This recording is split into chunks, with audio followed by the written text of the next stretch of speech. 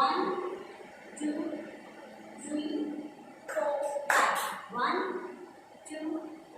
3 4 5 चला बता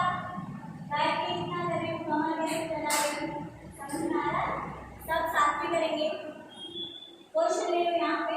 आप थोड़े से नीचे चलो और नीचे चलो 5 6 पहले पैर करेंगे 2 बार उसके बाद हाथों के साथ करेंगे 5 6 7 गो 1 2 3 4 5 1 2 3 4 5 हाथों के साथ 1 2 3 4 5 1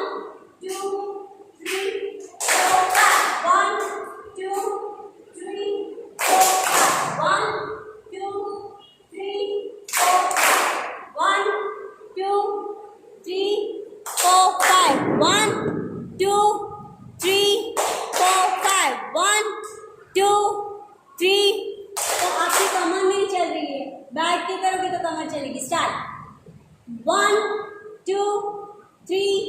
4 5 1 2 3 4 5 1 2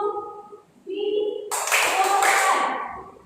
ये और ये दोनों पोर्शन चलने चाहिए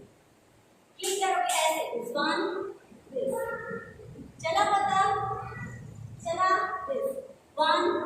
1 1 चला पता वापस करेंगे 5 6 7 को 1 2 3 4